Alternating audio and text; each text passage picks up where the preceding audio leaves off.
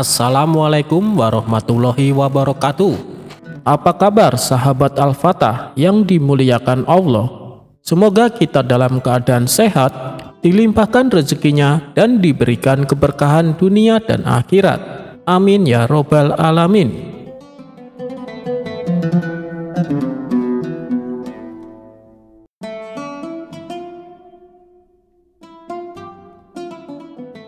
Sudah beberapa bulan, para pedagang yang datang dari arah utara bercerita hal yang ganjil.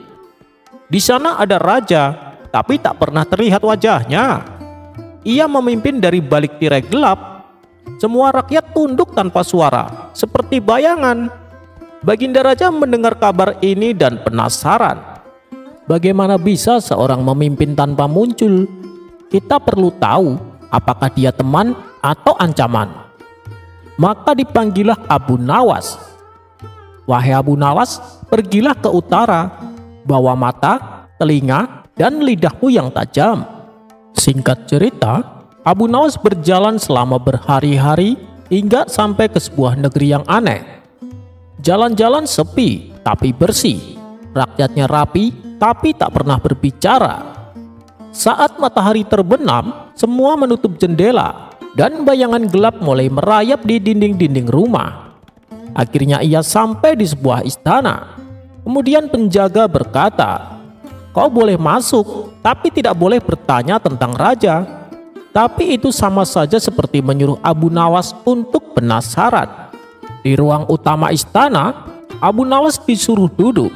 Di depannya ada tirai hitam tebal. Dari balik tirai itu terdengar suara berat dan datar. "Engkau dari negeri selatan? Katakan, apa yang rakyatmu butuhkan?" Abu Nawas menjawab, "Mereka butuh kejujuran, tawa, dan cahaya." Raja bayangan bertanya lagi, "Apa gunanya tawa? Rakyat harus tunduk. Diam lebih baik dari keributan." Abu Nawas hanya tersenyum. Ia membungkuk, lalu mengambil cermin kecil dari dalam bajunya. Kemudian ia berkata, "Wahai raja, aku hanya ingin satu hal. Aku ingin melihat siapa yang sedang bicara padaku." Mendengar itu raja marah. "Berani sekali kau." Namun Abu Nawas tetap tenang. Ia menggantung cermin kecil itu menghadap tirai, dan pelan-pelan cahaya senja masuk menembus tirai tipis dari samping. Dan semua orang di ruangan itu melihat tidak ada siapa-siapa di balik tirai. Yang berbicara selama ini hanyalah suara rekaman dari piringan perunggu, dimainkan oleh para penasehat. Ternyata selama ini Raja Bayangan adalah tipuan. Kerajaan itu dipimpin diam-diam oleh sekelompok bangsawan yang menggunakan suara buatan untuk menciptakan ketakutan. Jika rakyat tidak tahu siapa rajanya, mereka tidak bisa melawan, kata salah satu penasehat. Abu Nawas hanya tertawa kecil. "Bayangan bisa tampak besar jika tidak ada cahaya, tapi aku hanya membawa cermin dan sinar kebenaran." Setelah rahasia itu terbongkar, rakyat negeri utara perlahan mulai berbicara. Mereka mulai tertawa, berdiskusi, dan menyadari satu hal. Mereka tak butuh sosok yang disembunyikan, tapi pemimpin yang bisa disentuh, didengar, dan dihormati. Abu Nawas pulang ke negeri selatan.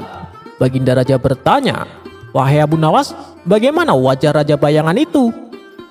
Abu Nawas menjawab, "Tak ada Baginda, karena ia bukan raja, hanya ketakutan yang diberi mahkota," jawabnya.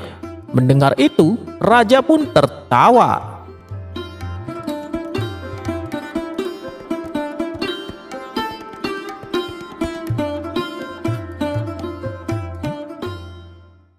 Pada suatu hari, seorang saudagar kaya datang menemui Abu Nawas dengan wajah penuh kekhawatiran. "Abu Nawas, aku butuh bantuanmu. Aku sedang bermasalah dengan para pekerjaku di pasar. Mereka menuduhku berlaku tidak adil dan ingin meninggalkanku. Jika mereka pergi, bisnisku akan hancur, Abu Nawas." Abu Nawas mengelus janggutnya dan tersenyum. "Tenang wahai saudagar, aku akan membantumu. Tapi setelah ini, aku harap kau tidak pelit lagi kepada para pekerjamu." Saudagar itu mengangguk penuh harap. "Aku janji Abu Nawas, asal masalah ini selesai." Abu Nawas pun mendatangi para pekerja yang sedang menggerutu di pasar. "Wahai saudara-saudaraku, aku mendengar kalian ingin berhenti bekerja untuk saudagar ini. Bolehkah aku tahu alasannya?" tanya Abu Nawas. Seorang pekerja menjawab dengan kesal, "Maaf Tuan Abu, karena dia terlalu pelit. Kami bekerja keras, tapi gaji kecil dan makanan juga seadanya. Sementara dia hidup mewah-mewahan." Abu Nawas tersenyum. "Baiklah, kalau begitu, mari kita tanyakan kepada saudagar ini. Apakah benar ia lebih mementingkan kekayaannya sendiri?" Saudagar yang sudah berjanji untuk berubah pun terkejut. Ia sadar bahwa keserakahannya telah membuat para pekerja marah. Akhirnya, di hadapan semua orang saudagar itu berkata, "Baiklah, aku akan memperbaiki perlakuanku. Mulai sekarang, aku akan membayar lebih baik dan memberi makanan yang layak untuk kalian." Para pekerja pun bersorak gembira dan masalah pun selesai dengan damai. Sebagai rasa terima kasih, saudagar kaya itu menghadiahi Abu Nawas seekor sapi gemuk. "Ambillah sapi ini Abu Nawas, kau telah menyelamatkan bisnisku," katanya dengan penuh syukur. Abu Nawas menerima hadiah itu dengan senang hati. Namun, alih-alih menyimpan sapi itu untuk dirinya sendiri, ia justru mengajak warga untuk berpesta. "Wahai warga sekalian, mari kita masak sapi ini dan kita makan bersama-sama," seru Abu Nawas. Warga pun bergotong royong memasak sapi itu untuk menjadi rendang yang lezat. Namun saat sedang memasak, terjadi berbagai insiden lucu. Pertama, seorang anak kecil tanpa sengaja menumpahkan bumbu ke wajah seorang pria tua yang langsung kepedasan dan berlari-lari mencari air. Warga tertawa terbahak-bahak melihat tingkahnya. Kedua, seekor kucing tiba-tiba melompat dan mencuri sepotong daging. Abu Nawas langsung berteriak, "Hei, itu jatahku!" membuat warga semakin terpingkal-pingkal. Nah, yang paling parah, rendang tiba-tiba hilang. Ketika rendang sudah matang dan siap disantap, Abu Nawas merasa perutnya mules dan buru-buru ke toilet. Namun, begitu ia kembali, panci besar yang berisi rendang telah kosong. Abu Nawas melongo. "Ah, mana rendangnya?" tanya Abu Nawas kepada para warga. Warga juga kebingungan. Semua orang saling menatap, lalu mulai mencari kemana makanan itu pergi. Tiba-tiba terdengar suara gemuruh di balik dapur. Ketika mereka memeriksa, ternyata beberapa pria rakus sedang sembunyi dan makan rendang dengan lahapnya. Mereka ketahuan dengan mulut penuh daging. Mata terbelalak karena tertangkap basah. Abu Nawas menghela napas, lalu berkata sambil tersenyum, "Baiklah, kalau kalian mau makan rendang sebanyak itu, setidaknya bagi-bagi dengan yang lain, jangan disembunyikan." Para pria itu akhirnya tertawa malu dan mengakui kesalahannya. Mereka pun membagikan rendang yang tersisa kepada semua orang.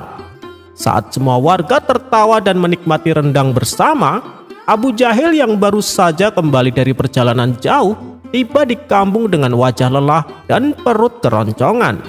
Ia mencium aroma rendang yang menggoda dan segera bergegas menuju kerumunan.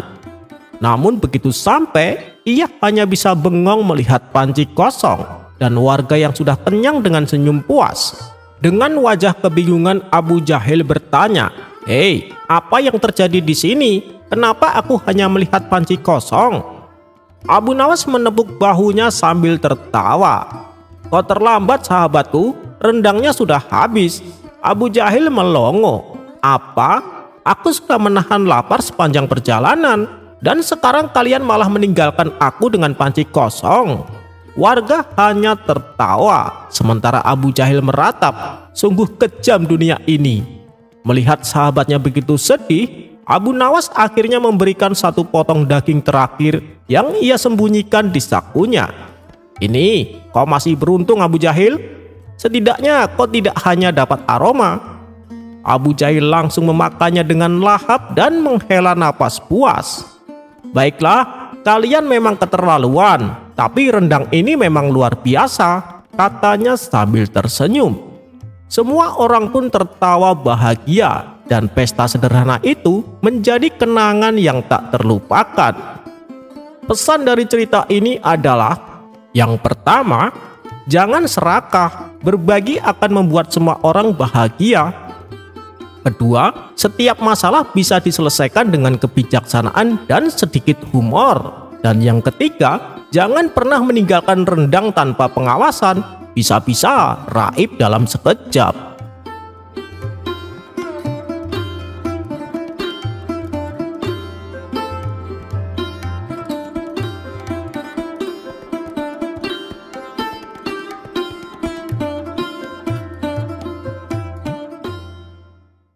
Dikisahkan ada seorang wanita yang kewalahan menghadapi anak satu-satunya. Anak tersebut sangat bandel dan susah diatur. Para tetangga kemudian menyarankan supaya si anak dibawa ke tempat Abu Nawas untuk dididik agar menjadi anak yang lebih baik. Maka berangkatlah si wanita mengantarkan anaknya ke rumah Abu Nawas. Sesampainya di sana, wanita tersebut mendapati Abu Nawas dalam masalah. Pasalnya, ia tengah dimarahi sang istri.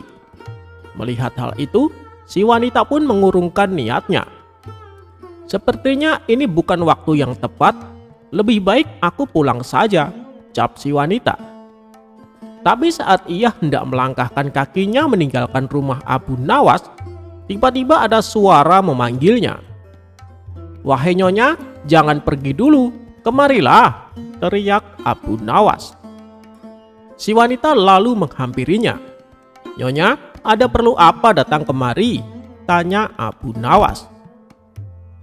"Iya, memang saya ada perlu, tapi rasanya ini bukan waktu yang tepat," jawab si wanita merasa tidak enak.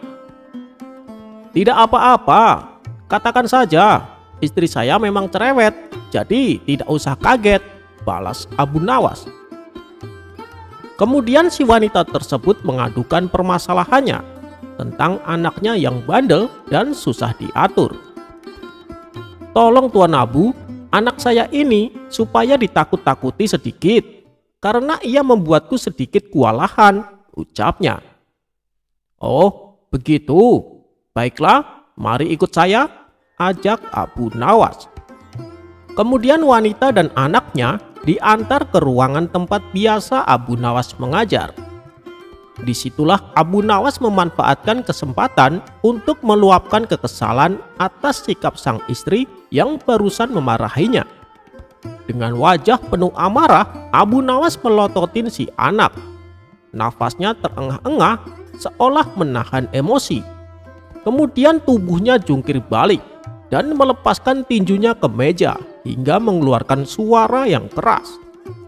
Melihat perilaku Abu Nawas yang demikian membuat si wanita ketakutan dan akhirnya jatuh pingsan. Sementara anaknya hanya bengong menyaksikan kejadian tersebut. Akan tetapi Abu Nawas tetap melanjutkan aksinya.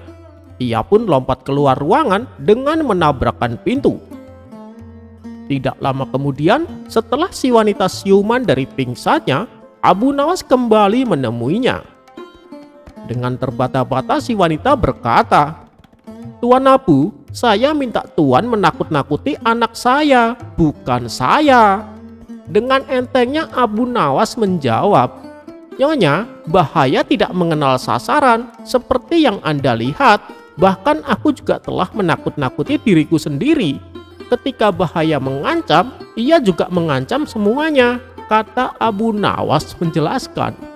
Akibat peristiwa itu si wanita kapok untuk mendatangi rumah Abu Nawas.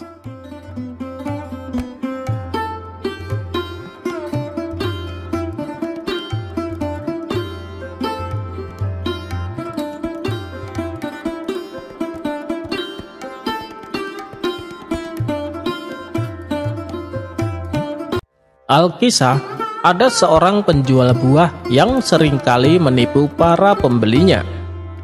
Namun ketika si pembeli komplain, penjual tersebut malah membentaknya dan menuduh si pembeli berbuat fitnah kepadanya. Perilaku si penjual buah ini membuat resah para warga. Mereka pun lalu mengadukan kepada Abu Nawas. "Jadi berapa total kerugian yang kalian alami?" tanya Abu Nawas. Setelah satu persatu menyebutkan angkanya, ternyata jumlah totalnya 100 dinar. "Baiklah, nanti dia akan aku beri pelajaran dan akan aku kembalikan uang kalian," kata Abu Nawas.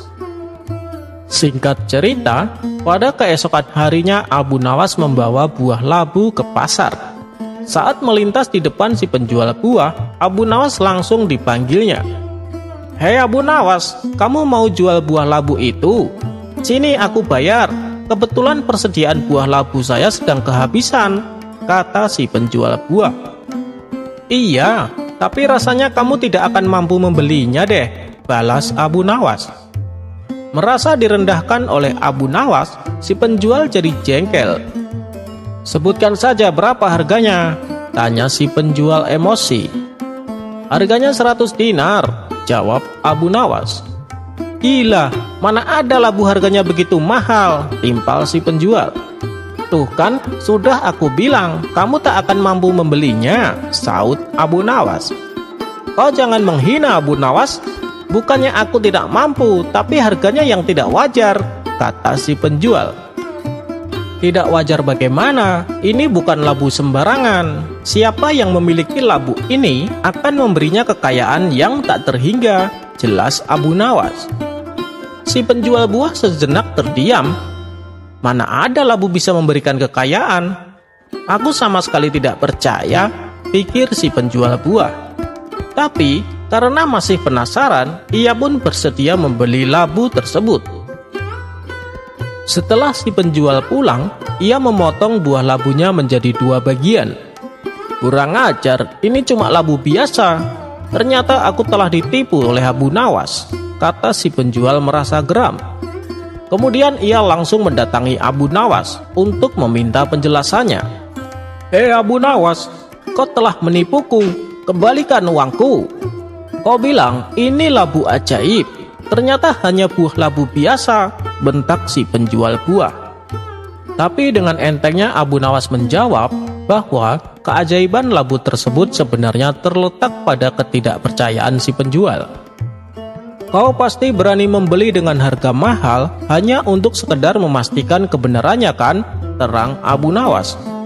"Tentu saja, dan itu wajar. Pokoknya sekarang kembalikan uangku," pinta si penjual buah.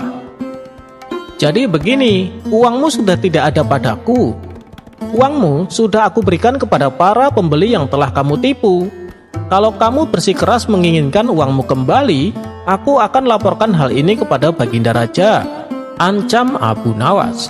Mendengar ancaman tersebut, si penjual langsung gemetaran dan pucat pasi. "Jangan Abu Nawas, aku tak lagi menginginkan uangku," kata si penjual ketakutan. Akhirnya, berkat akal cerdik Abu Nawas, uang para pembeli yang telah ditipu berhasil dikembalikan.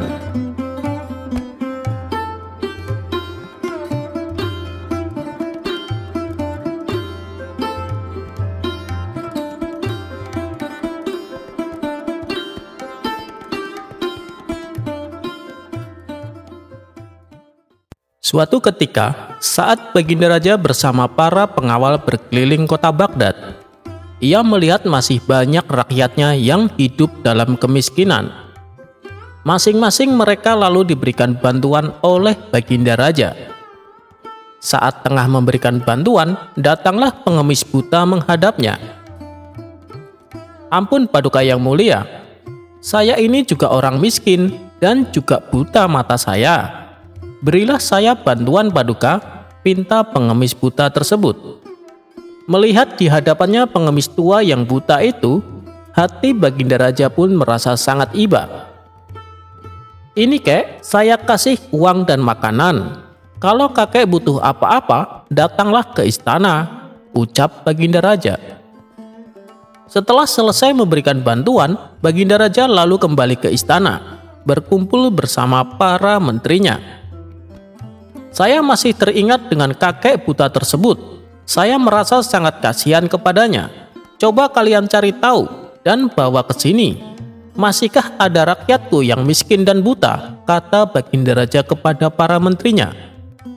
Ampun Paduka yang mulia, saya sudah mendatangi dan alhamdulillah hanya satu, yaitu kakek buta yang sudah Paduka jumpai, jawab salah satu menteri. Mendengar itu Baginda Raja pun merasa lega. Tidak lama kemudian terbesit di benak Baginda Raja akan sebuah ide untuk mengerjai Abu Nawas. Maka diperintahkanlah beberapa pengawal untuk memanggil Abu Nawas. Dengan sigap para pengawal istana langsung berangkat menuju rumah Abu Nawas. Sesampainya di sana, salah satu prajurit berkata kepada Abu Nawas, "Tuan Abu, Anda diperintah menghadap Baginda Raja sekarang juga. Katanya ada tugas penting yang harus Tuan Abu laksanakan." Tanpa membuang-buang waktu, Abu Nawas beserta prajurit langsung datang ke istana menghadap Baginda Raja. Melihat kedatangan Abu Nawas, Baginda Raja langsung menyambutnya. "Kemarilah Abu Nawas." Abu Nawas pun dipersilahkan duduk di samping Baginda Raja. "Saya ada tugas yang harus kamu lakukan. Kalau kamu berhasil, kamu akan saya kasih hadiah," ucap Baginda Raja. "Saya siap Paduka. Kalau boleh tahu, tugas apakah itu?" tanya Abu Nawas. "Begini Abu Nawas, besok kamu harus membawa 100 orang yang matanya buta ke hadapanku," titah Baginda Raja. Mendengar itu, Abu Nawas pun terkejut. Ini tugas yang tidak masuk akal. Setahu saya, orang buta di kota Baghdad cuma ada satu, yaitu kakek tua yang jadi pengemis, pikir Abu Nawas. "Bagaimana Abu Nawas? Apa kamu sanggup?" tanya Baginda Raja. Karena sudah terlanjur, Abu Nawas terpaksa menerima tugas tersebut. Ia pun lalu dipersilahkan pulang oleh Baginda Raja. Setibanya di rumah, Abu Nawas terus mencari cara untuk dapat menyelesaikan tugasnya. Setelah lama berpikir keras, tanpa sengaja matanya tertuju pada sebuah handuk miliknya. Dari situlah ia menemukan ide yang sangat cemerlang. Abu Nawas pun tersenyum bahagia.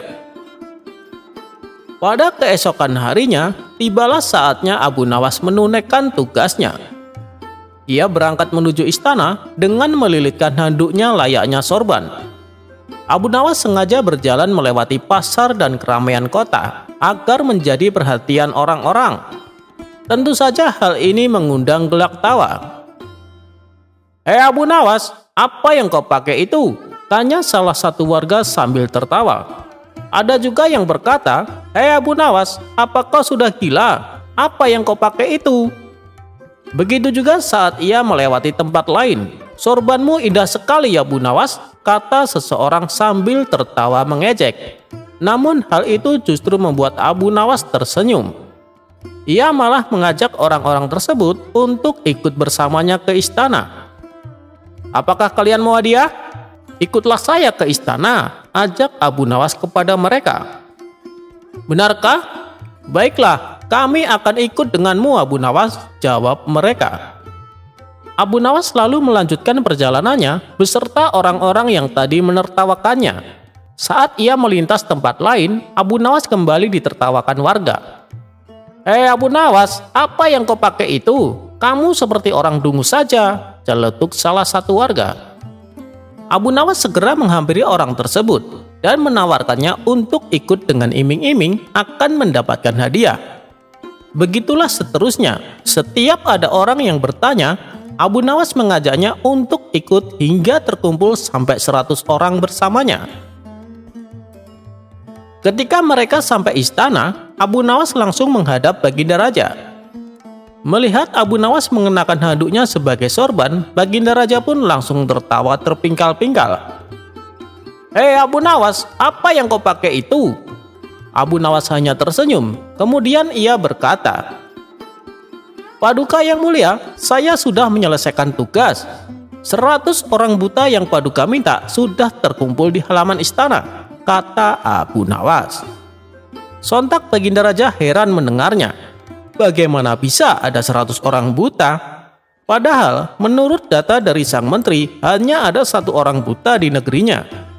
Karena penasaran, Baginda Raja lalu menemui mereka. Setelah Baginda Raja menemuinya, ternyata mereka semua matanya sehat dan normal. "Hei, Abu Nawas, mereka itu matanya normal dan bisa melihat. Kenapa kau anggap mereka itu buta?" tanya Baginda Raja heran.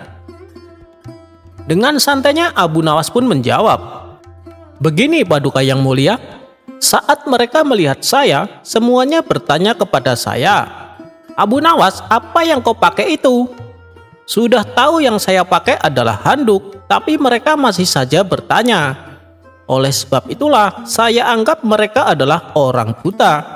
Dan jumlah mereka ada 100 orang Paduka. Jadi tugas saya sudah saya laksanakan dengan baik. Dan sebagai bonusnya saya menambah 1 orang lagi Paduka, yaitu Paduka Raja sendiri. Karena Paduka juga bertanya sama seperti yang mereka tanyakan. Jadi totalnya ada 100 orang buta Paduka yang mulia," jelas Abu Nawas. Baginda Raja pun tersenyum dengan kecerdikan Abu Nawas. Ia pun lalu memberikan hadiah uang yang banyak kepada Abu Nawas. Sebagian uang tersebut lalu Abu Nawas bagi-bagikan kepada orang-orang yang ikut bersamanya.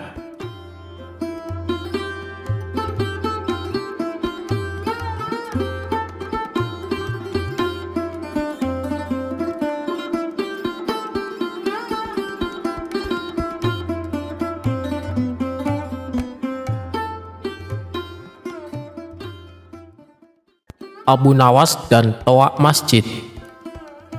Sudah seminggu Abu Nawas pusing gara-gara perseteruan kepala distrik Karada dengan imam masjid setempat.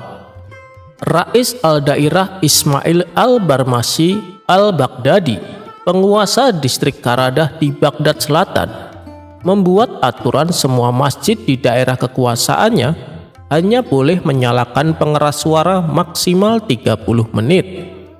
Dia berdalih, selain suara azan yang merdu dan syahdu, suara-suara lain hanya membuat bising dan mengganggu masyarakat. Apalagi jika pengeras suara diaktifkan sejak pukul 3 dini hari, padahal subuh baru tiba pukul 5. Rais Ismail Al-Barmasi sebenarnya hanya ingin bersikap bijak dan menampilkan Islam dalam penuh kesejukan. Meski Muslim adalah mayoritas, banyak juga penganut Kristen, Sabi'in, Yahudi, terutama Majusi tinggal di Karada. Bayangkan jika orang-orang yang tidak ada hubungannya dengan kewajiban sholat subuh ini harus terganggu. Kita sering bilang Islam adalah rahmatan lil alamin, agama yang penuh kasih sayang kepada seluruh makhluk.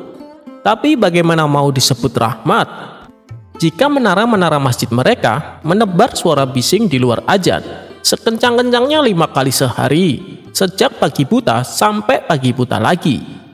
Suara azan itu bagus, harus terus kita kumandangkan. Tapi suara-suara di luar azan itu, tanya Ismail dengan bijak. Tapi tidak semua masyarakat menerima argumentasi Ismail. Syekh Yunus, imam masjid terbesar di Karada, menolak keras. Syekh Yunus berdalih menggunakan pengeras suara adalah bagian dari agama, dan karena itu penggunaannya tidak boleh dibatasi. Dia tidak peduli saat diberitahu pengeras suara adalah bid'ah. Bila di zaman Nabi tidak pernah menggunakan pengeras suara.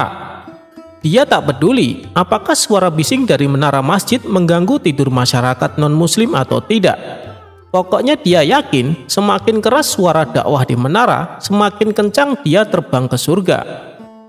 Sebenarnya tak hanya non-muslim yang terganggu, kaum muslim di Karada juga banyak yang terganggu. Maklum, sejak pukul 3 pagi suara Syekh Yunus sudah mengudara. Padahal suara tak terlalu merdu juga. Hanya saja karena tubuh Syekh Yunus tinggi besar. Lagi pula dia selalu berteriak-teriak setiap kali diajak berdiskusi.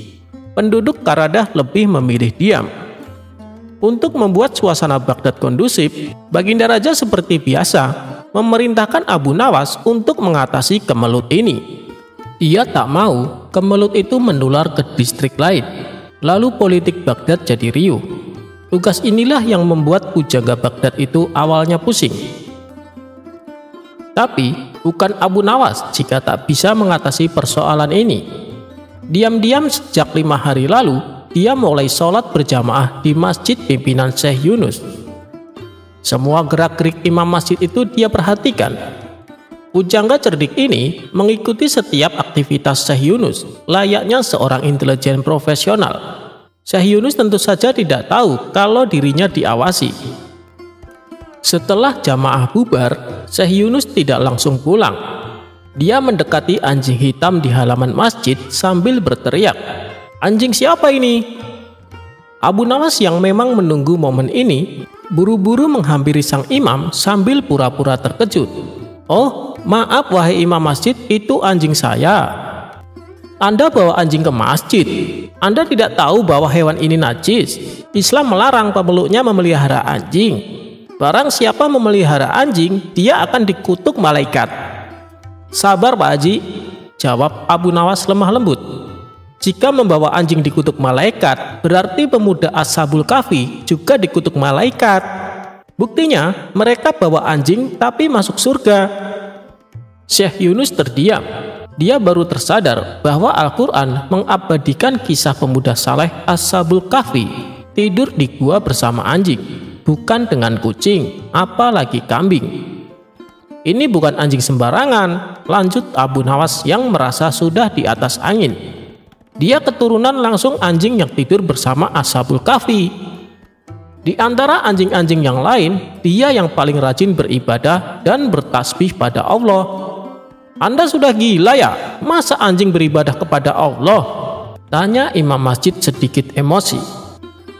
Abu Nawas buru-buru membacakan dalilnya dalam Al-Quran surat Al-Isra ayat 44 bahwa semua penghuni langit dan bumi, tentu termasuk anjing, bertasbih pada Allah Subhanahu wa Ta'ala. Hanya saja umat manusia tidak mengerti tasbih mereka. Tak lama anjing di depan mereka menggonggong, "Huk, huk." Lalu Abu Nawas mendekatkan kupingnya ke arah anjing itu. "Anjing ini kirim salam pada Pak Haji," kata Abu Nawas usai mendengarkan bisikan anjing di sampingnya. "Tapi dia juga kirim salam kepada perempuan yang Pak Haji ajak jalan-jalan ke pasar 3 hari lalu." Syekh Yunus tentu saja terkejut. Dari mana anjing ini tahu 3 hari lalu dia mengajak jalan seorang perempuan ke pasar? Abu Nawas paham, lelaki di depannya terkejut bukan main. Tapi dia pura-pura santai. Tentu saja Abu Nawas tahu sang imam pergi ke pasar bersama perempuan 3 hari lalu. Bukankah dia menyelidiki gerak-gerik Syekh Yunus dalam 5 hari terakhir? Ini gila, dari mana anjing itu tahu? Tapi Anda harus percaya, saya tidak melakukan perbuatan tercela dengan perempuan itu. Dia sedang saya rayu agar mau menikah dengan keponakan saya yang berdagang di pasar, kilah Syekh Yunus. Tak lama anjing itu kembali menggonggong. Lagi-lagi Abu Nawas pura-pura mendengarkan bisikan si anjing. Kata anjing ini, sebaiknya kursi dan meja yang Pak Imam beli di pasar 2 hari lalu ditaruh di rumah saja, jangan titip di masjid. Haram, itu sama saja korupsi rumah Allah, kata Abu Nawas. Lagi-lagi Syekh Yunus terkejut. Gila, dari mana anjing ini tahu? Saya baru saja membeli perabot rumah dan menitipkannya di masjid, gumam Syekh Yunus dalam hati sambil geleng-geleng kepala. Abu Nawas hampir tertawa, tapi dia cepat buang muka. 2 hari lalu dia memang tahu sang imam membeli barang lalu menitipkannya di masjid untuk sementara waktu. Anjing itu kembali menggonggong. Abu Nawas mulai menguping lagi. Sang imam mulai gemetar lagi. Rahasia apa lagi yang mau diungkapkan oleh anjing ini, pikir imam masjid itu. Pak Haji, mohon maaf, barusan anjing sakti ini berbisik. Jika besok subuh Pak Haji menggunakan pengeras suara seperti biasa, alat itu hanya akan mengeluarkan suara anjing. Sebaiknya Pak Haji berhati-hati. Nanti masyarakat menduga Pak Haji main-main dengan agama, kata Abu Nawas santai sambil melepas rantai anjing itu lalu pergi. Syekh Yunus diam mematung, pikirannya berkecamuk. Bagaimana mungkin seekor anjing bisa menebak masa lalu dan masa depannya? Ini gawat, pikirnya. Saat asar tiba, dia mulai ragu menggunakan pengeras suara. Berkali-kali dia mencobanya terlebih dahulu, untuk memastikan bukan suara anjing yang keluar. Saat maghrib tiba, keraguannya pada pengeras suara bertambah. Bahkan dia hampir saja tidak berani menggunakan pengeras suara saat azan Isya. Usai sholat Isya berjamaah, sang imam tidak bisa tidur. Ia bengong di masjid. Ketika jam menunjukkan pukul 3 dini hari, tapi tidak seperti biasanya. Dia tak berani beranjak ke mihrab. Syekh Yunus tak bisa membayangkan satu distrik Karadah geger jika dari menara masjidnya terdengar suara anjing menggonggong. Ketika subuh tiba, sang imam benar-benar tak berani menyentuh pengeras suara itu. Dia lalu azan sekencang-kencangnya. Masyarakat yang biasanya tiba di masjid agak terlambat sebab dimanja oleh pengeras suara, malah datang lebih awal. Mereka ingin tahu mengapa suara menggelegar Syekh Yunus pagi itu tak terdengar di menara masjid. Apakah pengeras suara rusak atau sang imam masjid sakit? Lebih heran lagi saat mereka melihat Syekh Yunus azan tanpa pengeras suara. Usai sholat, jamaah mengepung sang imam yang bingung. Apa yang harus dia jawab? Jika dikatakan pengeras suara rusak, jamaah akan tahu ia bohong. Tapi jika dikatakan dia sengaja tak menggunakan pengeras suara, khawatir hanya suara anjing yang keluar, dia bisa dianggap gila. Abu Nawas ngakak sendiri di belakang jamaah, tapi dia tak tega mempermainkan sang imam. "Wahai Syekh Yunus yang mulia, perhatikan baik-baik," jelas Abu Nawas dengan nada bijak. "Siapa bilang menggunakan pengeras suara adalah bagian dari agama? Buktinya, tanpa pengeras suara, jamaah malah datang lebih awal. Bahkan sholat berlangsung dengan khidmat. Suara Pak Imam malah terdengar asli dan berwibawa." Syekh Yunus menyimak. Para jamaah terdiam. Sholat kita pagi ini membuktikan betapa Islam adalah rahmatan lil alamin. Orang-orang di luar Islam tidak terganggu seperti biasanya, tapi kita malah datang ke masjid lebih awal. Karena iman yang kuat dalam dada Anda semua tetap bisa bangun dan pergi ke masjid tanpa pengeras suara sekalipun, lanjut Abu Nawas. Sebelum pergi, Abu Nawas menyampaikan salam dari anjing untuk Syekh Yunus. "Pak Haji, dapat salam dari anjing. Kata dia, besok pagi silahkan pakai lagi pengeras suara itu, tapi hanya untuk azan dan sholat. Selebihnya hati-hati," kata Abu Nawas hampir ngakak.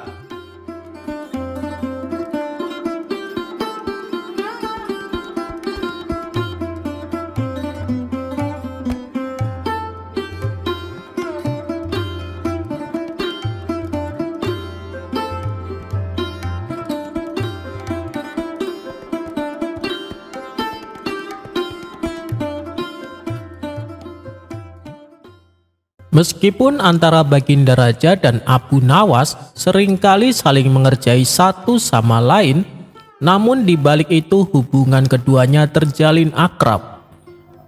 Apapun permintaan Abu Nawas selalu dikabulkan oleh Baginda Raja. Dan terkadang tanpa diminta pun, Baginda Raja sering memberinya hadiah. Namun ada satu yang membuat Abu Nawas penasaran, yaitu sebuah kebun kecil di belakang istana yang terdapat pohon anggur milik Baginda Raja.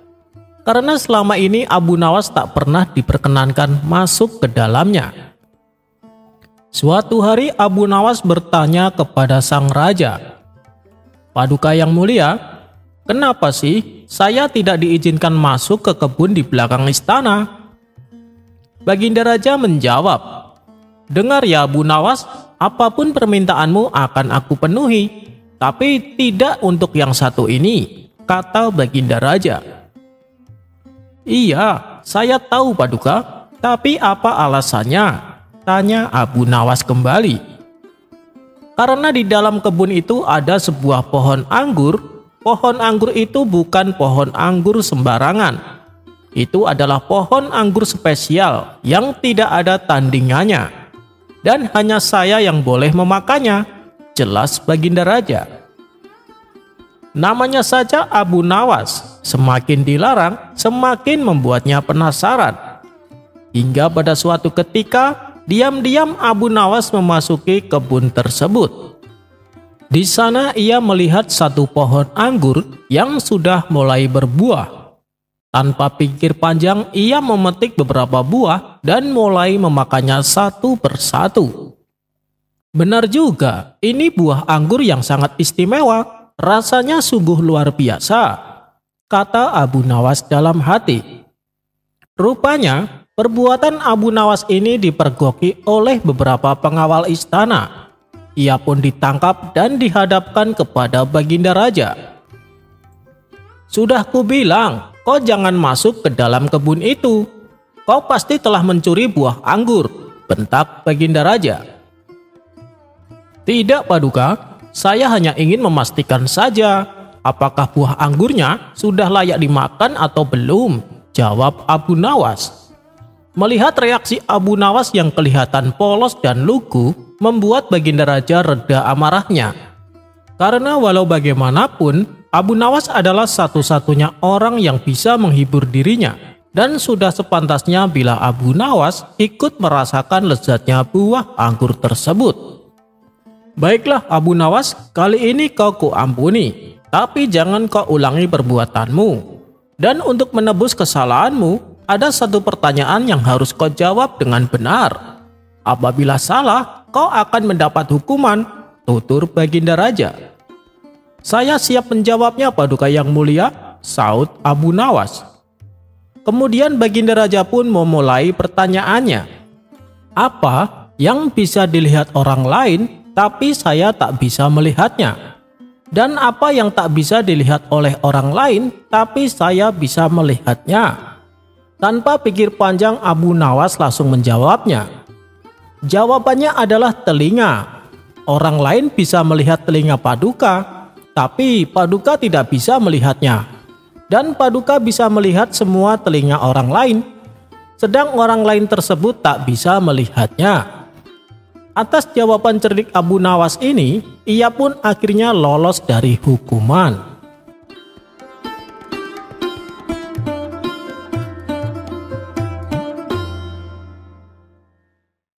Di suatu pagi yang cerah, Abu Nawas tampak duduk santai di depan rumahnya. Lama-kelamaan akhirnya ia pun merasa jenuh. Dan untuk menghilangkan rasa jenuhnya, ia memutuskan pergi ke warung untuk nongkrong bersama kawan-kawannya. Akan tetapi, setibanya di warung ternyata masih sepi. Karena tak ada seorang pun di situ, Abu Nawas lalu memilih untuk jalan-jalan ke pasar. Sesampainya di pasar, Abu Nawas berjalan ke sana kemari hingga sampailah ia ke pasar hewan.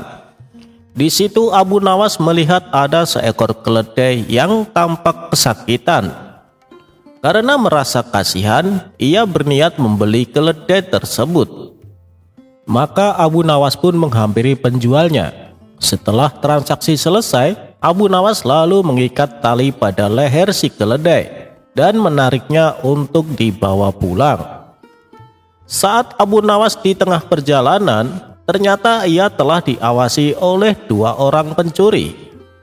Abu Nawas tak menyadari kalau dirinya sedang diikuti oleh kedua pencuri tersebut. Mereka berdua berjalan tepat di belakang Abu Nawas. Lalu ketika Abu Nawas sedang lengah, salah satu pencuri dengan perlahan melepas tali yang mengikat leher keledai dan memasangkan talinya ke leher pencuri itu sendiri. Sementara kawan pencuri satunya mengambil si keledai dan membawanya lari. Setelah sampai di rumah, Abu Nawas menoleh ke belakang untuk melihat keledainya. Abu Nawas langsung kaget dan terkejut karena keledai yang dibawanya berubah menjadi manusia dengan kepala terikat. Dengan terheran-heran, Abu Nawas pun bertanya kepadanya, "Kamu ini siapa?" Dengan berpura-pura menangis, orang itu menjawab, "Wahai Tuan, aku adalah orang yang bodoh yang telah dimurkai oleh ibuku. Beliau telah mendoakanku agar Allah mengubahku menjadi seekor keledai. Dan doa beliau pun dikabulkan oleh Allah. Kemudian mereka menjualku di pasar. Namun berkat barokah tanganmu, tentu aku dapat berubah kembali menjadi manusia seperti semula. Pencuri itu pun lalu mendekat dan mencium tangan Abu Nawas seraya mengucapkan terima kasih dan minta didoakan. Entah kenapa kali ini Abu Nawas bisa dengan mudahnya percaya atas perkataan si pencuri tersebut. Bahkan ia menasehati agar jangan lagi mengulangi kesalahannya dan senantiasa untuk berbakti kepada orang tuanya. Abu Nawas pun lalu melepaskan pencuri tersebut.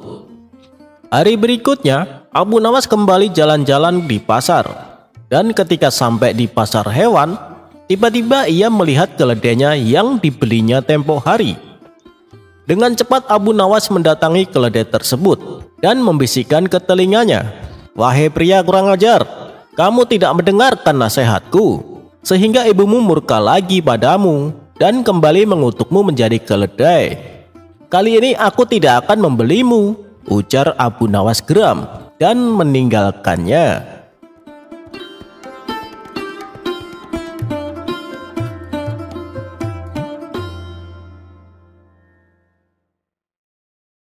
Dikisahkan pada suatu hari, Abu Nawas bepergian ke kampung seberang. Ketika sampai di kampung tersebut, ia segera menuju ke pasar untuk menjual barang dagangannya. Di tengah perjalanan, ia bertemu dengan seorang kakek yang sangat tua. Sambil terhuyung-huyung, kakek itu berjalan dengan berpegangan kepada tongkatnya. Kasihan sekali kakek itu, sepertinya dia sedang sakit, pikir Abu Nawas. Ketika tepat di depan Abu Nawas, sang kakek tiba-tiba pingsan dan terjatuh ke tanah. Abu Nawas pun menolongnya.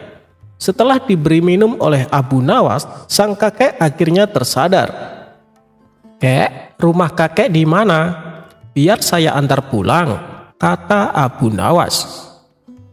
"Terima kasih wahai orang baik, rumahku tak jauh dari sini," jawab sang kakek. Kemudian Abu Nawas mengantarkan kakek tersebut ke rumahnya. Melihat sang kakek dihantar oleh orang tak dikenal, keluarganya menjadi panik. "Ada apa dengan ayah kami?" tanya mereka. "Dia tadi pingsan di jalan," jawab Abu Nawas. "Begitu ya, terima kasih atas bantuannya Tuan, silahkan langsung dibawa masuk saja," balas mereka. Abu Nawas lalu membaringkan kakek tersebut di atas tempat tidurnya. Tak lama kemudian, sang kakek berpesan kepada ketiga anaknya, "Wahai anakku, sebelum aku meninggal, aku ingin membagikan warisan untuk kalian semua.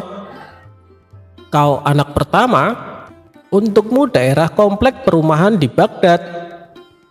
Kau anak kedua, untukmu daerah komplek perumahan di Damaskus. Dan kau anak ketiga, untukmu daerah komplek perumahan di kota Basra." Mendengar wasiat kakek tersebut, Abu Nawas hampir tak percaya. Ternyata di balik penampilan kakek yang sederhana, dia adalah orang yang sangat kaya raya, pikir Abu Nawas. Kakek itu lalu kembali berkata, "Sebenarnya masih ada tersisa satu warisan lagi. Tapi aku bingung untuk siapa.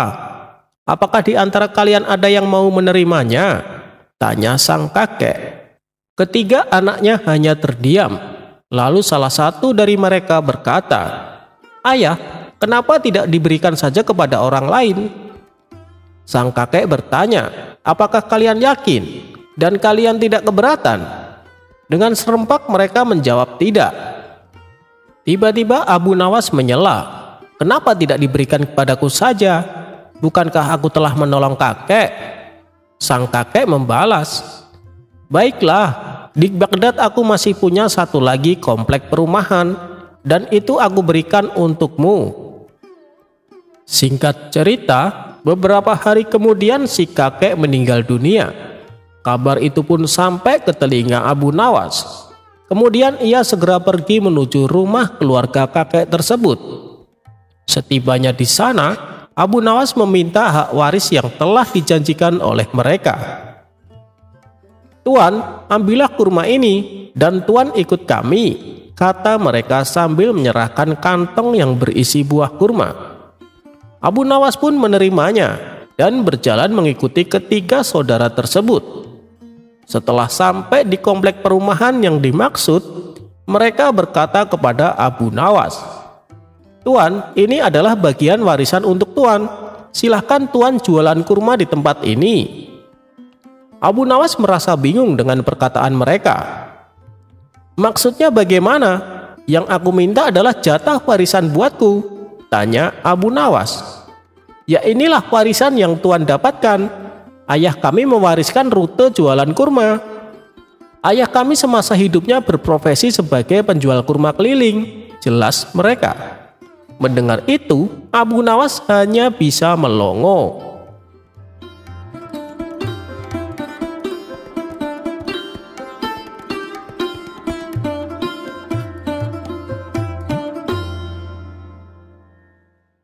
Bila saja Abu Nawas ingin hidup kaya, tentu dengan mudahnya ia bisa mewujudkan.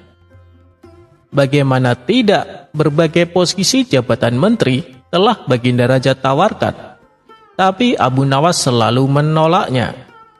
Padahal kalau ia mau, ia akan mendapatkan gaji besar tiap bulannya.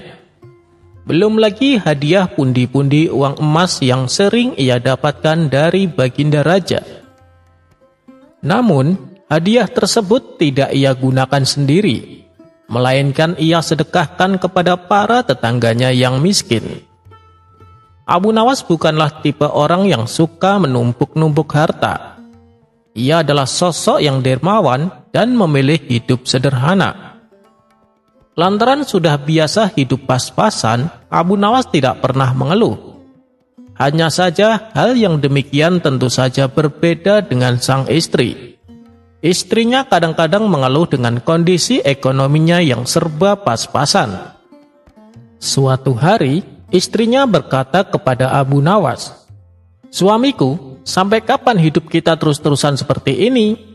Mengapa tidak kau terima saja tawaran Baginda Raja untuk menjadi menteri? Tentu keadaan ekonomi kita akan jauh lebih baik."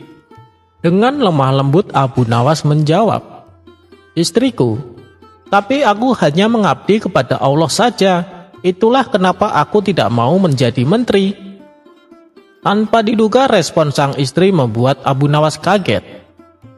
"Ya sudah, kalau begitu mintalah kepada Allah," jawab istrinya dengan ketus. Dasar Abu Nawas bukannya menenangkan hati istrinya, ia malah sengaja mengerjai sang istri. Ia pun segera keluar dan bersujud di halaman rumahnya. "Ya Allah, berilah hamba upah 100 keping perak," teriak Abu Nawas berulang-ulang. Tentu saja tingkah Abu Nawas ini mengundang perhatian tetangga sekitarnya. Ada yang merasa kasihan, ada juga yang menganggapnya gila. Tapi ada salah satu tetangga yang ingin mengerjai Abu Nawas. Ia pun melemparkan uang 100 keping perak tepat mengenai kepala Abu Nawas. Abu Nawas pun langsung membawa lari uang itu ke dalam rumah dengan teriak penuh gembira. Abu Nawas berkata kepada istrinya, "Hai istriku, aku ternyata memang wali Allah. Ini upahku dari Allah." Sang istri tak kalah senangnya begitu suaminya menyerahkan uang tersebut. Sementara tetangganya yang mengerjai Abu Nawas itu tidak terima. Niatnya mau mempermainkan Abu Nawas, malah ia sendiri yang rugi. Akhirnya, ia pun langsung mendatangi rumah Abu Nawas. "Hei Abu Nawas, kembalikan uangku," ucapnya sewot. "Uang? Uang yang mana?" tanya Abu Nawas pura-pura tidak tahu. "Uang yang aku lempar waktu kamu teriak-teriak di depan rumah," jawab tetangganya. "Oh, tidak bisa. Itu uang pemberian dari Allah. Aku kan tadi berteriak minta uang kepada Allah. Dan uang yang jatuh itu pasti jawaban dari Allah," sahut Abu Nawas berkelit. Mendengar jawaban Abu Nawas, tetangganya itu menjadi marah. Ia tidak terima uangnya diambil oleh Abu Nawas. "Abu Nawas, aku akan melaporkanmu ke Tuan Hakim dan aku akan menuntutmu. Ayo kita pergi ke pengadilan," ajak tetangganya itu penuh emosi. "Baik, ayo kita ke pengadilan," tantang Abu Nawas. Tapi aku tidak pantas ke pengadilan kalau keadaanku seperti ini. Aku tidak punya kuda dan pakaian bagus. Pasti hakim akan berprasangka buruk pada orang yang miskin, tukas Abu Nawas. Maksudmu apa, Abu Nawas? Tanya sang tetangga tak mengerti. Pinjamkan aku jubah dan kudamu, jawab Abu Nawas. Demi uangnya kembali, sang tetangga itu pun rela meminjamkan jubah dan kudanya. Kamu akan merasakan akibatnya, Abu Nawas. Kamu pasti akan dihukum karena telah merebut uangku, kata si tetangga dalam hati. Tak lama kemudian, mereka berdua pun sampai di pengadilan. Lalu keduanya menghadap Tuan Hakim.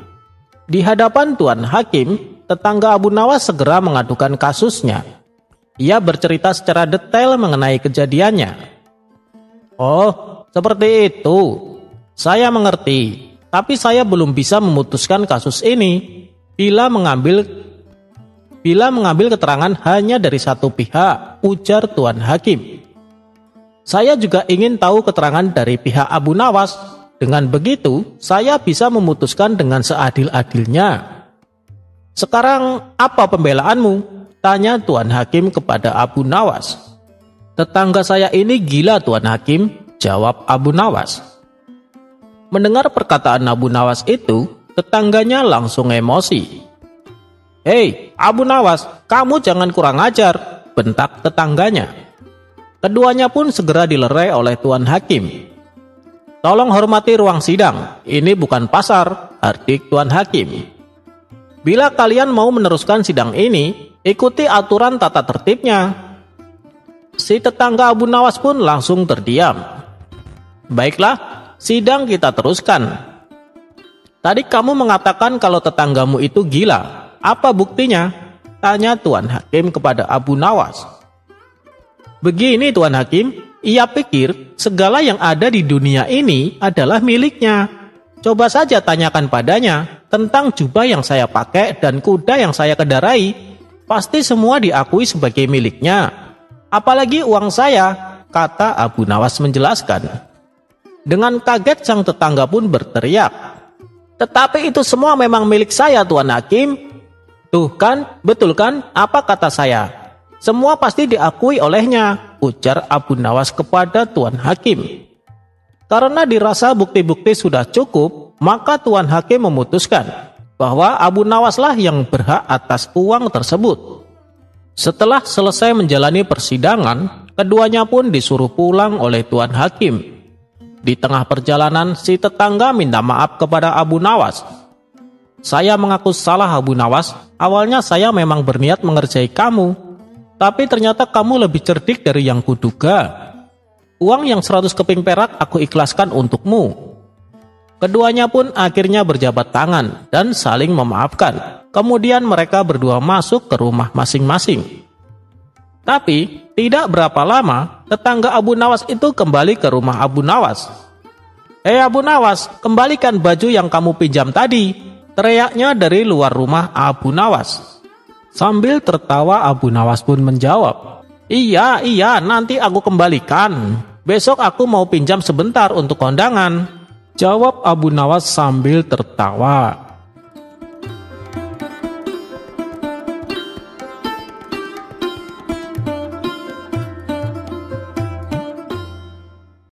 Pada suatu hari, Abu Jahil hendak menjenguk kawannya yang sedang dirawat di rumah sakit jiwa.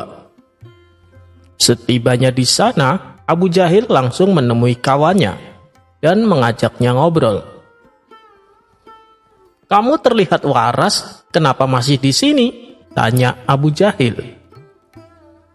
Aku sendiri juga heran, padahal aku tidak gila, tapi para perawat tetap saja menganggapku gila, balas kawannya.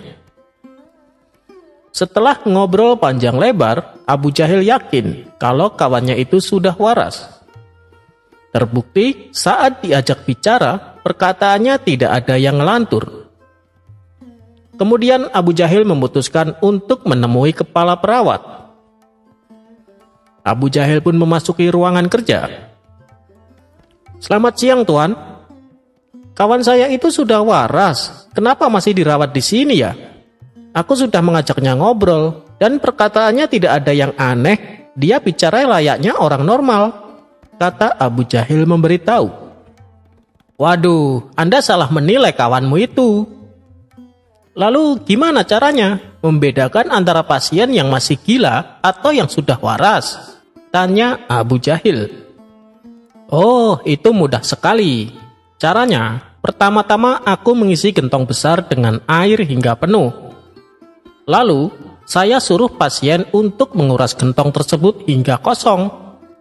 Alat bantunya saya hanya memberikan 2 pilihan, yaitu gayung dan sendok.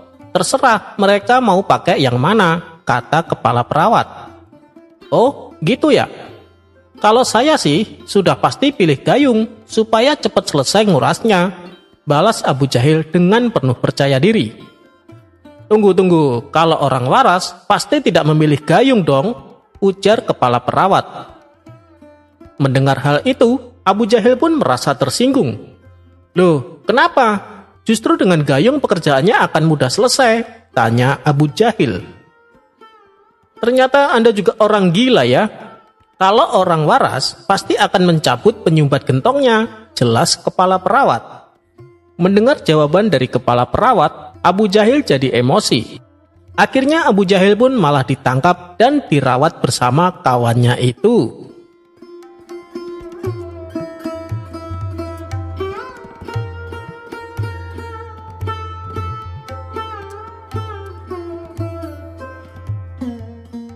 Alkisah suatu malam beberapa pengawal kerajaan mengadakan patroli di setiap sudut kota Baghdad. Hal ini untuk mencegah tindakan kejahatan, terutama aksi pencurian di malam hari. Mereka menyusuri ruang-ruang lorong yang memungkinkan rawan dengan aksi kejahatan. Di tengah jalan, para prajurit kerajaan ini dikejutkan oleh seseorang yang berjalan sendirian. Orang tersebut berjalan dengan sempoyongan dan omongannya meracau tak jelas. Mereka lalu dengan sigap menangkap orang tersebut. Dan ternyata dia adalah Abu Nawas yang dalam kondisi mabuk berat. Tuan Abu Nawas, karena Anda telah melakukan pelanggaran, maka terpaksa kami bawa Anda menghadap Baginda Raja. Saat ditangkap, omongan Abu Nawas malah semakin meracau. Akan tetapi, ia tidak menolak untuk ditahan. Abu Nawas pun lalu digelandang ke dalam penjara dan menahannya semalaman. Setelah esok paginya, saat kondisi Abu Nawas sudah sadar kembali, ia pun dihadapkan kepada Baginda Raja untuk menerima hukuman. Ada apa ini pengawal? Kenapa engkau membawa Abu Nawas dengan tangan terikat? Tanya Baginda Raja.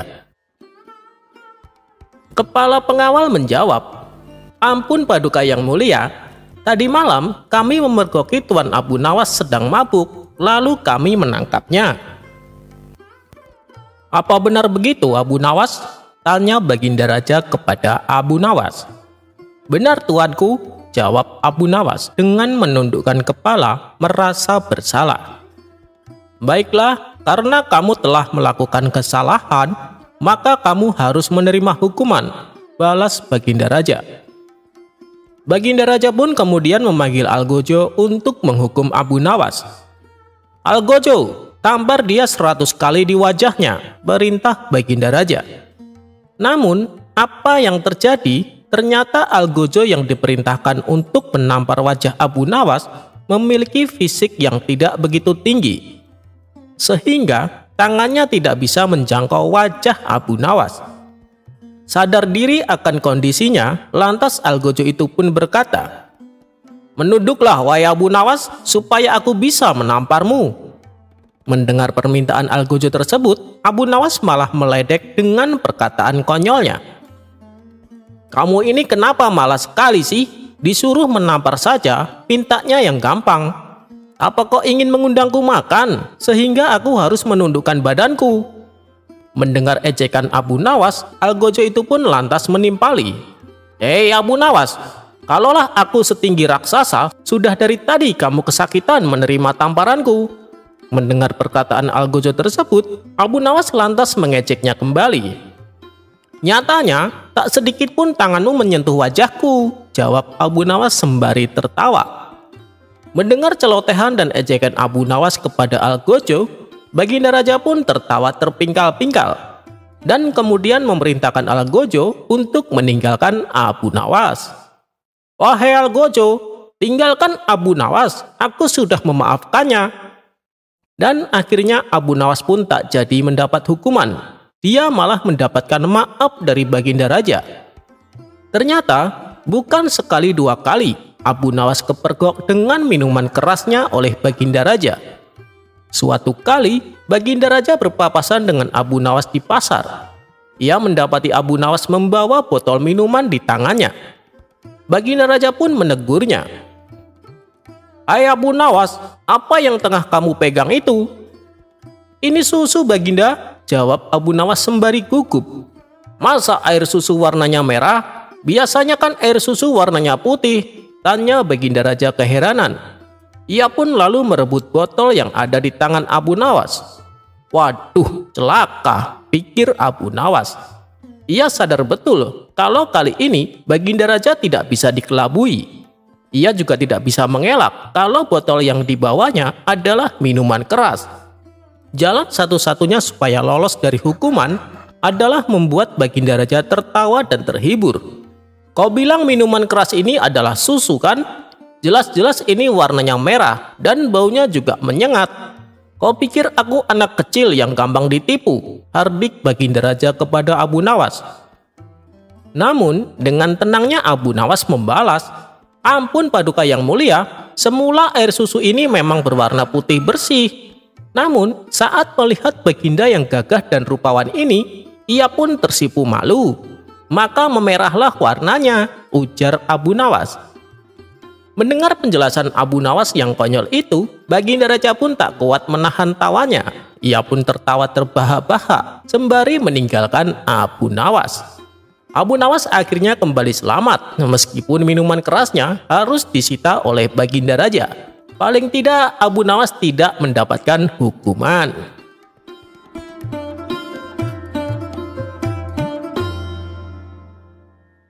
Ada-ada saja tingkah Abu Nawas yang membuat Baginda Raja terkecoh. Sudah berulang kali Baginda Raja mencoba memberi hukuman kepada Abu Nawas. Tapi karena akal cerdiknya, Abu Nawas selalu berhasil lolos dan selamat. Bahkan sayembara yang paling ekstrim pun dengan mudahnya diakali oleh Abu Nawas.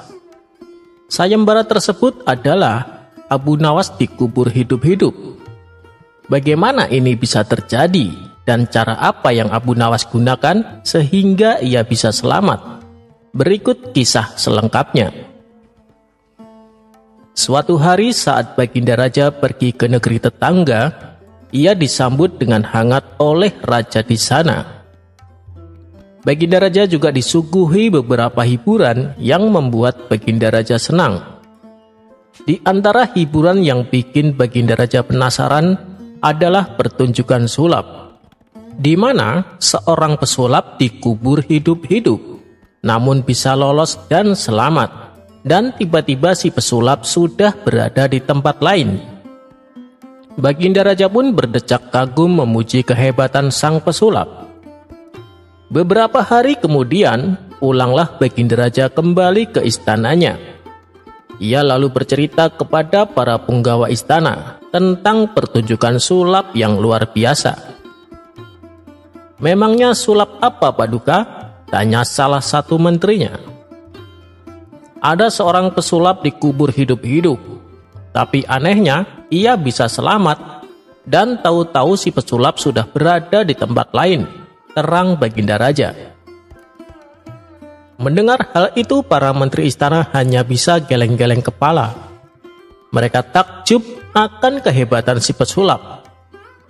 Kira-kira di negeri kita adakah seorang pesulap yang bisa melakukannya? Tanya Baginda Raja. Kami tidak yakin ada yang bisa, Paduka. Tapi apa salahnya kalau dicoba? Undang semua pesulap dan Paduka tanyain mereka satu persatu, jawab sang menteri. Atas usulan menterinya, Baginda Raja lalu mengundang semua pesulap yang ada di kota Baghdad. Setelah semua pesulap sudah berkumpul di istana, satu persatu ditanya oleh Baginda Raja. Aku ingin ada sebuah pertunjukan sulap, di mana ada seorang dikubur hidup-hidup, tapi bisa selamat. Apakah kau sanggup melakukannya? Mendengar permintaan rajanya, si pesulap pertama mendadak ketakutan. Ampun Paduka yang mulia, hamba tidak bisa melakukannya. Itu sangat berbahaya.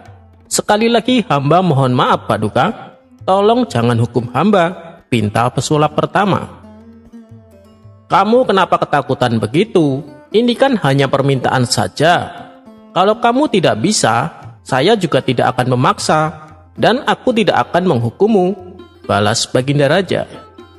Begitu juga dengan pesulap kedua dan seterusnya.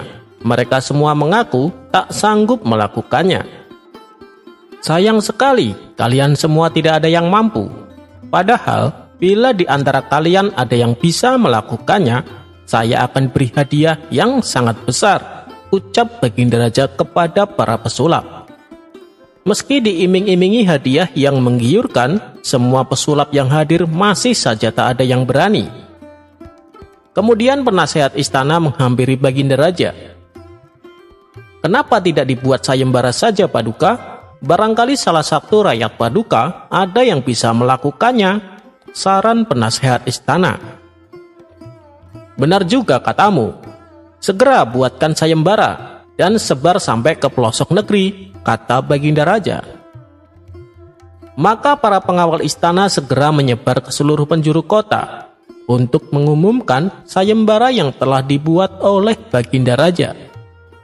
Barang siapa yang berani dikubur hidup-hidup dan bisa selamat, maka akan diberi hadiah 1000 dinar. Begitulah isi sayembara yang disampaikan kepada masyarakat. Ini sih sayembara gila, mana ada yang berani? Hadiah tidak didapatkan, malah nyawa yang menghilang, celetuk salah satu warga. Sementara, Baginda Raja yang tengah berada di istana masih menunggu seseorang yang sanggup mengikuti sayembara. Tidak lama datanglah seorang pemuda yang memberanikan diri mendaftar. Apa kamu yakin mampu melakukannya? Tanya Baginda Raja memastikan. Saya akan mencobanya Paduka, jawab si pemuda. Oh, itu boleh-boleh saja. Tapi ingat, kalau kamu tidak selamat dan mati, kamu tidak akan mendapatkan hadiahnya. Dan saya tidak akan bertanggung jawab, kata Baginda Raja memperingatkan. Sejenak si pemuda terdiam. Ia mengira akan tetap dapat hadiah meskipun dirinya sudah mati. Si pemuda lalu mengurungkan niatnya mengikuti sayembara tersebut. Ampun Paduka, saya tidak jadi mengikuti sayembara. Saya kira kalaupun saya mati saya akan tetap dapat hadiah, ucap si pemuda. Baginda Raja pun terkejut dengan ucapan si pemuda. Kamu rela mengorbankan nyawamu hanya demi mendapatkan hadiah 1000 dinar? Tanya Baginda Raja penasaran. Benar Paduka, saya ini orang miskin. Saya ingin membahagiakan orang tua saya. Saya ingin memberi mereka uang yang banyak, meskipun saya harus merelakan nyawa saya, jawab si pemuda. Mendengar hal itu, hati Baginda Raja seketika tersentuh. Dalam hati Baginda Raja berkata, betapa berbaktinya pemuda ini, sampai ia rela kehilangan nyawa hanya demi untuk membahagiakan orang tuanya. Rasa iba Baginda menjadi bertambah saat melihat penampilan si pemuda yang hanya mengenakan baju seadanya. Wahai anak muda, kemarilah. Ini ada uang 100 dinar untukmu. Bawalah pulang dan berikan kepada orang tuamu, kata Baginda Raja sambil menyerahkan uangnya. Betapa bahagianya si pemuda. Ia tak menyangka akan mendapatkan hadiah sejumlah uang yang sangat banyak. Terima kasih Paduka yang mulia, hamba tidak tahu harus berkata apa. Orang tua hamba pasti akan sangat bahagia, ucap si pemuda dengan mata berkaca-kaca. Ia pun lalu pamit pulang dan meninggalkan istana dengan membawa uang 100 dinar. Selepas kepergian si pemuda, Tiba-tiba datang Abu Nawas menghadap Baginda Raja. "Ada perlu apa, Abu Nawas? Kenapa datang kemari?" tanya Baginda Raja. "Loh, bukannya Paduka membuat sayembara? Kedatanganku ke sini tentu saja untuk mengikutinya," jawab Abu Nawas. "Kamu jangan aneh-aneh, Abu Nawas. Kamu ini bukan seorang pesulap," balas Baginda Raja. "Tapi sayembara itu kan berlaku untuk siapa saja. Kenapa saya tidak boleh ikut?" protes Abu Nawas. "Bukan tidak boleh, kamu tahu sendiri kan? Resikonya kalau kamu gagal, kamu bisa mati, Abu Nawas. Dan saya tidak mau ada rakyatku yang mati konyol karena kebodohannya," tutur Baginda Raja. "Paduka yang mulia, saya datang ke sini bukan untuk mencari mati, tapi untuk mencari hadiah," ujar Abu Nawas sambil tersenyum. Karena Abu Nawas terus mendesaknya, akhirnya Baginda Raja mempersilahkan Abu Nawas untuk mengikuti sayembara. Rupanya, keberanian Abu Nawas mengikuti sayembara ini membuat para warga Gempar dan penasaran. Mereka lalu berbondong-bondong datang ke istana untuk melihat aksi Abu Nawas. Baginda Raja lalu mengajak Abu Nawas menuju halaman istana. Sesampainya di sana, sudah tersedia lubang tanah dengan kedalaman 5 meter. "Wahai Abu Nawas, masuklah ke dalam lubang itu. Kalau kamu selamat, kamu akan mendapatkan hadiah uang 1000 dinar," ucap Baginda Raja. "Ampun Paduka yang mulia, sebelum saya melakukannya, saya minta satu permintaan. Berikan saya topi baja untuk menutupi kepala saya," pinta Abu Nawas. Baginda Raja pun mengabulkan permintaan tersebut. Salah satu topi baja milik pengawalnya langsung diberikan kepada Abu Nawas. Tanpa ada perasaan takut sedikit pun, Abu Nawas segera masuk ke lubang tanah yang dalamnya sampai 5 meter. Setelah Abu Nawas sudah berada di dalamnya, Baginda Raja kemudian menyuruh beberapa orang untuk menguruknya dengan tanah.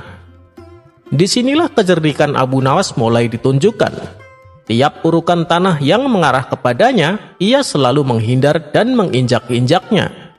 Ia terus memposisikan kedua kakinya agar selalu berada di atas tanah yang menguruknya. Ia berusaha semaksimal mungkin supaya kedua kakinya tidak terbenam tanah urukan. Sementara Baginda Raja yang sedang menyaksikan merasa penasaran dengan cara Abu Nawas bisa meloloskan diri. Ketika urukan tanah sudah sampai ketinggian 2 meter, Abu Nawas masih tetap berada di atas tanah. Hingga akhirnya lubang tanah yang dalamnya 5 meter ini sudah tertutup rapat. Urukan tanah rata dengan permukaan, sedangkan Abu Nawas dengan tenangnya berdiri di atas tanah urukan tersebut. "Wahai Paduka yang mulia, lihatlah, saya selamat dan masih hidup," teriak Abu Nawas. Baginda Raja pun tertawa terpingkal-pingkal dengan kelakuan Abu Nawas. Baginda Raja tak menyangka dengan cara Abu Nawas yang sangat konyol tapi juga cerdik. Dan atas keberhasilannya, Abu Nawas lalu diberi hadiah sejumlah uang 1000 dinar.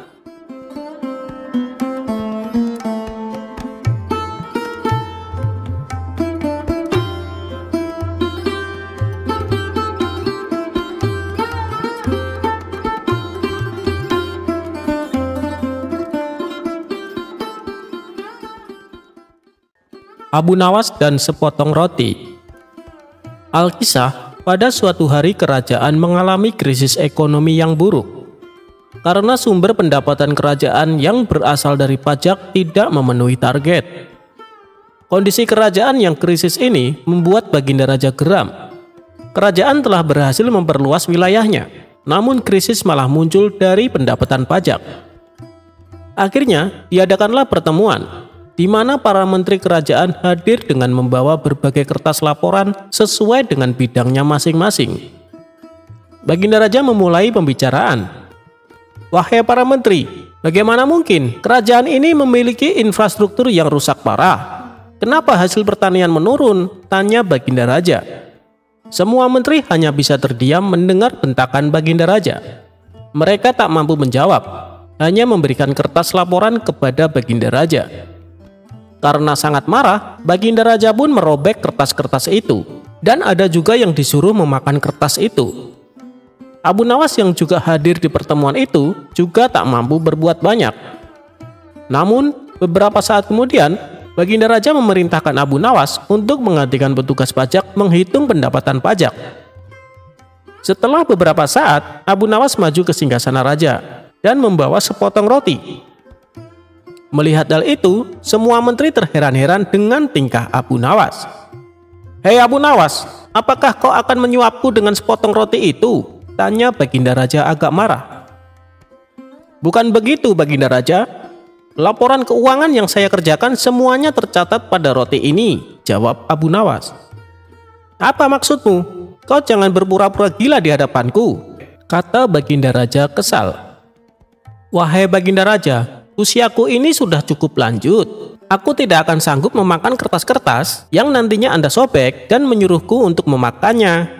Jadi, semua laporan aku pindahkan pada roti ini," ucap Abu Nawas. Sebuah teguran yang halus dari Abu Nawas agar Baginda Raja lebih bijaksana dalam memimpin kerajaannya. Sejak saat itu pula, Baginda Raja tersadar bahwa tindakannya tidak benar karena telah menyuruh menterinya memakan kertas. Akhirnya, Baginda Raja merumuskan kembali perundang-undangan yang lebih memihak kepada rakyat kecil.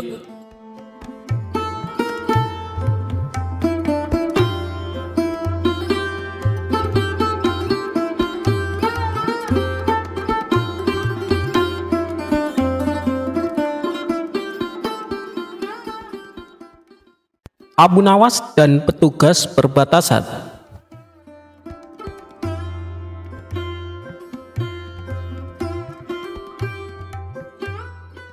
Setiap orang di negeri Irak, mulai dari anak-anak hingga dewasa, mengenal siapa Abu Nawas.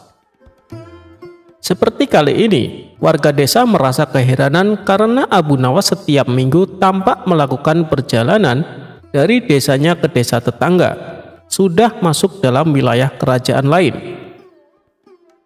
Seperti biasanya, awal minggu pada suatu bulan, dini hari Abu Nawas telah keluar rumahnya yang sangat sederhana. Di samping rumah sederhana tersebut terdapat kandang kuda yang penghuninya kerap berganti-ganti.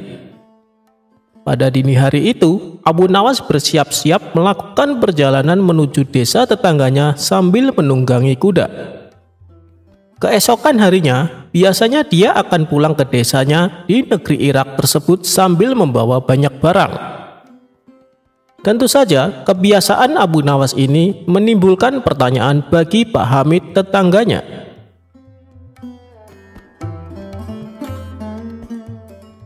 Suatu sore, ketika Abu Nawas pulang dari perjalanan, hal tersebut ditanyakan kepada Abu Nawas tentang perniagaannya yang membuat warga sekampung bingung. "Hei Abu Nawas, kemanakah engkau beberapa waktu ini? Kalau memang engkau memiliki perniagaan yang baik, tolonglah kau ajak kami," kata Pak Hamid. "Ada Pak, dan kukira tidak ada yang mau berniaga sepertiku," jawab Abu Nawas. Bulan pun berganti bulan. Akhirnya, Abu Nawas diduga telah melakukan perdagangan yang dilarang oleh kerajaan. Pada bulan berikutnya, Abu Nawas berniat melakukan perdagangannya. Ia pun harus melalui perbatasan dengan kerajaan tetangga. Si Fulan, petugas penjaga pintu perbatasan, memeriksa seluruh barang bawaan Abu Nawas. Namun tidak ditemukan satu barang pun yang mencurigakan. Hanya ditemukan bekal dan beberapa keping uang. Keesokan harinya, kembali si Fulan berjumpa Abu Nawas di perbatasan.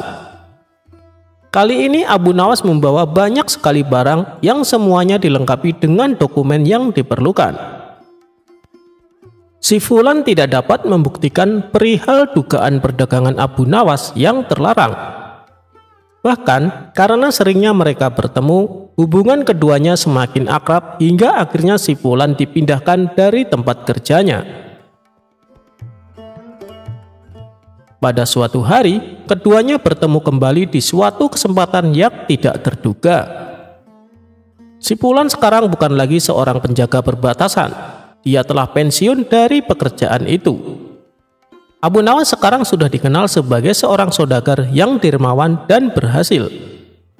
Pertemuan itu akhirnya dilanjutkan dengan jamuan makan oleh Abu Nawas.